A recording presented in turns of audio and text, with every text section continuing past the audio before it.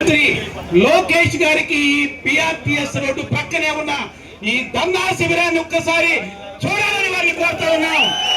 ఖచ్చితంగా చూడాలని చెప్తున్నాం. మీ ప్రపంచ బ్యాంకు యాప్ తో చూడాలని చెప్తున్నాం. మీ రాష్ట్ర ప్రభుత్వానికి మీ ప్రపంచ బ్యాంకు సాల్ట్ పథకం 3.5 లక్షల మంది విద్యార్థుల్ని ప్రభుత్వ బడి నుంచి ప్రైవేటు బడికి తీసుకెళ్లిందా కాదా? మంత్రి గారు సమాధానం చెప్పాలి.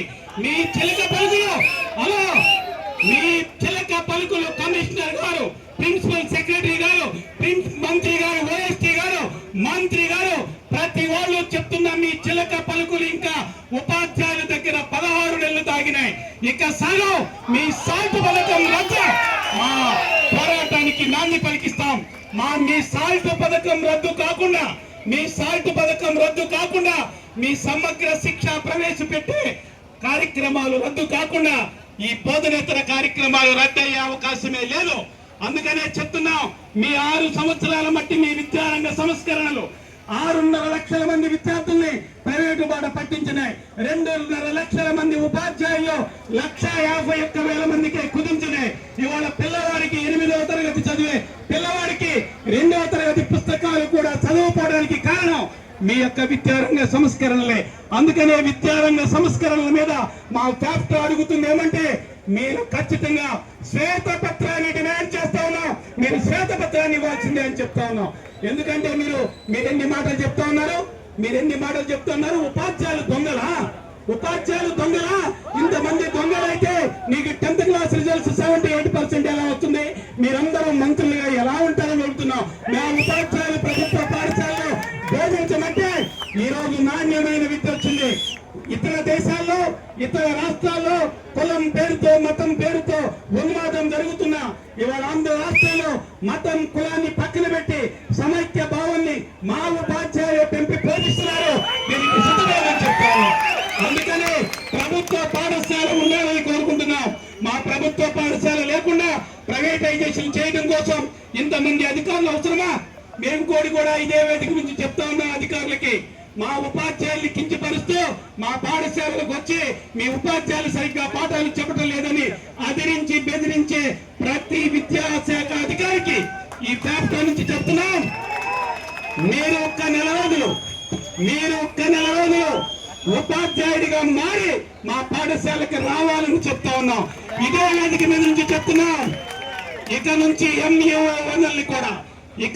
MUO1 గవర్నమెంట్ ఉపాధ్యాయులు ఎవరైతే ఉన్నారో వాళ్ళని ఇక నుంచి పాఠశాలకు కూడా అడుగు పెట్టనివ్వం, అంగీకరించాం. దీన్ని కూడా తెలుసుకునే ప్రయత్నం. అందుకనే ఇక్కడ వేదిక మీద ఉన్న పేరుతో 10 సంఘాలే కాదు, బయట ఉన్నటువంటి ఉపాధ్యాయులు 44 సంఘాలతో మాట్లాడాం. అందరూ సంఘీభావం తెలియజేస్తూ ఉన్నారు. 10వ తారీఖు నుంచి పిల్లల హాజరు, ఉపాధ్యాయుల హాజరు, మిడ్ డే మీల్ ఈ 3 తప్ప మిగిలిన ఏవి కూడా బాయ్కాట్. దీనికి సిద్ధం. బిగించండి.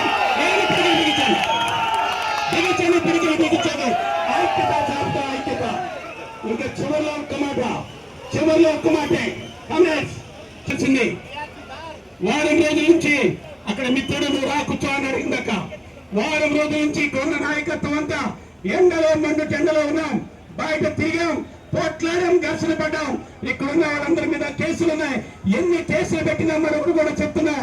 హలో మంత్రి గారికి, ప్రభుత్వానికి, విద్యాశాఖ అధికారులకి సూటిగా మేము చెప్పదలిసింది, అప్పుడు ఇక్కడ దగ్గరలోని 6 కిలోమీటర్ల దూరంలో బిఆర్టీఎస్ రోడ్డు ఉంది. 2022 ఫిబ్రవరి 3 మరొకసారి గుర్తు తెచ్చుకోవాలి. రేపే ప్రభుత్వాన్ని చర్చలు పిలవాలి. మొత్తం రద్దు చేయాలి. పనిలో పిఆర్సీని, డిఎల్ని, కారు నియామకాల్ని మొత్తం ఇచ్చే పని. మేము ఇక్కడ నుంచి పవన్ కళ్యాణ్ గారిని కూడా అడుగుతున్నాం. గౌరవ మంత్రి గారంటే మాకు చాలా అభిమానం. ఇక్కడ కూడా చెప్తున్నాం, గౌరవ మంత్రి గారంటే అభిమానం. ఆయన ఎన్నికలకు ముందు చెప్పిన ఒక్క మాట గుర్తు చేస్తాను. ఏమని చెప్పారో తెలుసా? తెలుగు మీడియం చదువుకునే ఒక్క పిల్లాడున్నా తెలుగు మీడియం పాఠశాల ఉండాలని. మీ మాటలు ఏం చేశారని చెప్తున్నాం. గాల్లో కలిపారా? తెలుగు మీడియం కావాల్సిందే, కారు నియామకాలు కావాల్సిందే, +2 కావాల్సిందే. అలాగే 98/2008 డిఎస్సి ఉపాధ్యాయునికి ఖచ్చితంగా పెన్షన్ ఉండేటువంటి సర్వీసు కావాల్సిందని చెప్తూ ఈ పోరుబాట ఇంతటితో ఆగదు. రేపు మళ్ళీ చెప్తాం. అందుకని రణమా శరణమా అంటే రణమా శరణమా